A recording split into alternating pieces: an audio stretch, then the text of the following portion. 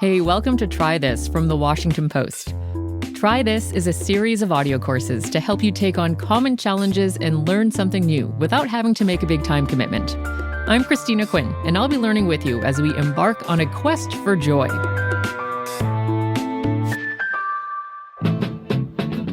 Yeppers, that's what we're doing in this course. 'Tis the season of joy.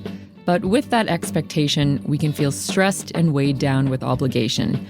And that can distract us from actual joy. So, here on Try This, we're going to learn how to cultivate joy whenever and wherever you are in life. Here's how this will work. Each Try This course has anywhere from 2 to 5 classes, or in other words, 2 to 5 episodes. In this course, we'll have 3 classes that focus on how to identify what brings you joy, how to make it again and again, and finally, how to spread it around. Okay, class is in session. Let's try this.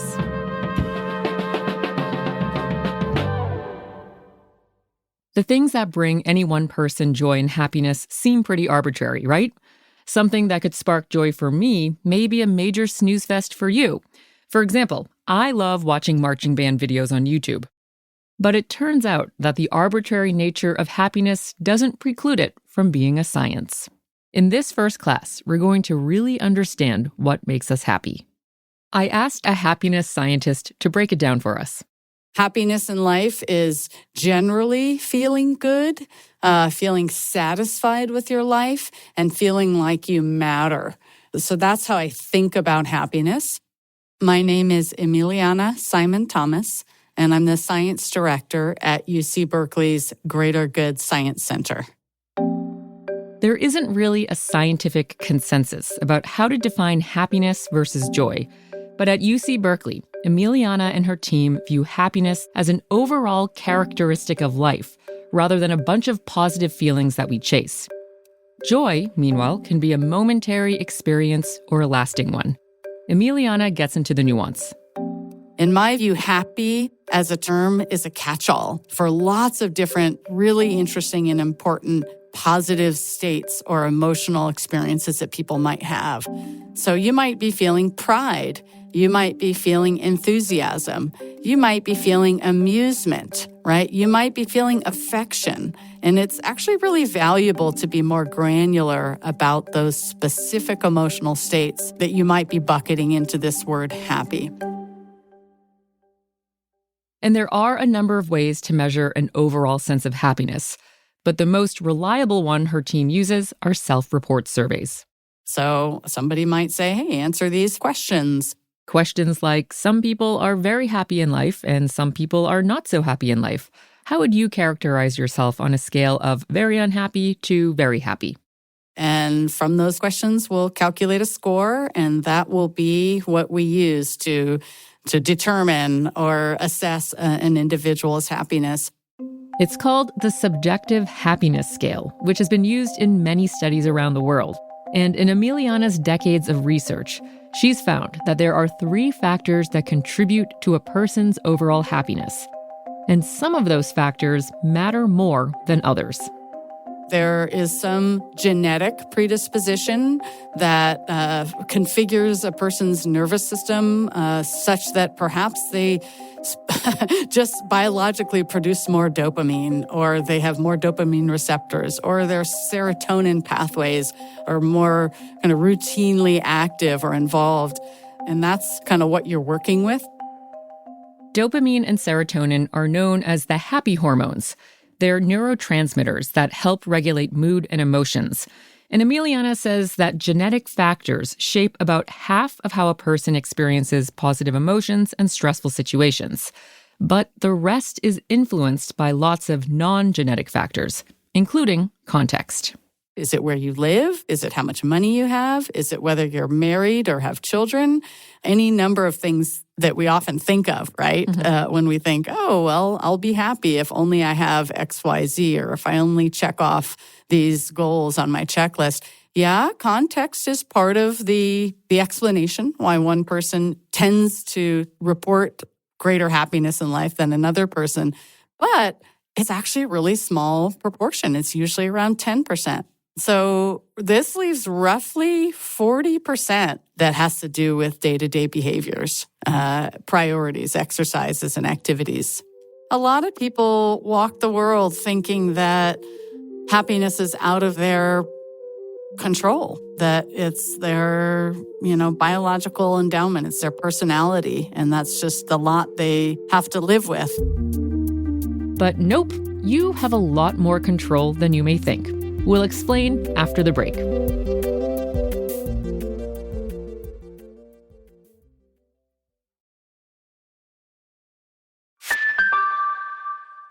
Over the course of her research, Emiliana has found that there are 3 main areas that influence how happy people are. One is this aptitude for experiencing positive emotions. 2 is a sense of connection and belonging in a community or in a social context. And 3 is a capacity to overcome, manage, and learn and grow from life's inevitable difficult moments. Experiences where we feel angry or sad or afraid or any number of other quintessentially unpleasant emotions. Interesting. Okay, so when you say aptitude, what do you mean? So when I say aptitude for experiencing a positive emotion in any given context, I'm thinking of your threshold and availability for taking in what is potentially good in any given moment. So you could imagine waiting in line at the Department of Motor Vehicles. And a lot of people might take that moment and be like annoyed or agitated or frustrated or somehow inconvenienced. But that's an arbitrary choice at some level, right? And there's a way to see that moment that could actually feel amusing or lighthearted or inspiring or uplifting in some way or another. And so when I say aptitude, I'm really thinking about that capacity to find the goodness in a given moment, usually when things are going well, but also in those mundane or ordinary moments. So in other words, the silver lining, being able to find the silver lining? Yeah, although silver lining is often about something that's decidedly unpleasant. I would argue that there are lots of ambiguous moments in our daily lives where we could be experiencing some kind of orientation to goodness in our life, whether it's a feeling of gratefulness, whether it's a feeling of pride, whether it's a feeling of affection that comes from reflecting on something that is going well, even when there's nothing terrible. Emiliana calls it prioritizing positivity. Another practice is focusing on gratitude. I must say that the Department of Motor Vehicles is great for people watching, for which I am grateful. Acknowledging the ways that forces outside of your own effort and your own behaviors are sources of goodness in your life. The science of awe, right? Being in the presence of something that challenges your ordinary expectations and understanding of the world kind of gives you that tingling feeling of possibility and uplift. These are things that people can bring into their daily life that make it more likely that they're going to experience those positive moments. The second pillar of happiness is fostering connection. And that is really investing in our interpersonal relationships with close others and with just humans writ large, a sense of common humanity. What can we do to really find more similarity with others, engage with others in experiences that are shared and collaborative and rewarding? And making meaningful connections isn't just about fostering friendship. It also means being able to get through the hard stuff and reconcile conflict. Okay, so far we have an aptitude for prioritizing positivity and fostering connections. The third pillar? Resilience. And that includes an awareness of your own mental habits. And oftentimes this is referred to as mindfulness or contemplation or meditation. These are these exercises where we become observers of what's happening in our own mind. so that we can notice if we have a habit of negativity bias or hypervigilance or excessive rumination or cynicism about other people. So we need to be aware of what our mental habits are and whether they're helping or hurting us. Another example of resilience, Emiliana says, is asking for help. It seems a little counterintuitive since so many of us have been taught to be tough and to suppress unpleasant emotions. But turns out it is not healthy to tamp down and sequester our difficulties, our life difficulties and unpleasant emotions into some little corner of our minds and hope that they will disappear. And if another human sees you shedding tears, they have a very strong urge to approach you and console. That's very evolved, core human motivation to support one another. So for many, the exercise of seeking support, asking for help, is a powerful tool of resilience. Okay, quick recap. There are 3 factors that play a role in a person's overall happiness. Genetics makes up to about 50%.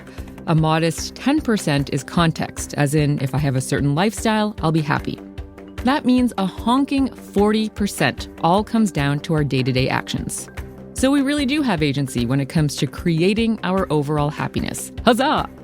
And according to Emiliana Simon-Thomas and the good folks at UC Berkeley's Greater Good Science Center, you can achieve that with the 3 pillars of happiness, which include prioritizing positivity, fostering and strengthening connections with people around you, and lastly, practicing resilience, like being able to come out of the other end of a storm with some perspective.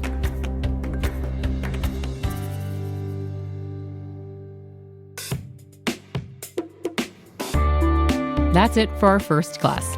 Up next, in our second class on cultivating joy, we're going to learn how to make some joy with the help of Washington Post contributor Stephen Petro. If you are listening when this is newly released, you can hear episode 2 on Thursday, December 19th, and the third and final class on Monday, December 23rd. But you can hear the remaining 2 classes right now and ad-free with a subscription to the Post. If you already have one, great! Just look for the Washington Post channel in Apple Podcasts, and you can link up your subscription there, and you're good to go. If you don't yet have a subscription, you can subscribe to the Washington Post through the link in our show notes. Thanks for listening, and I'll meet you in class 2.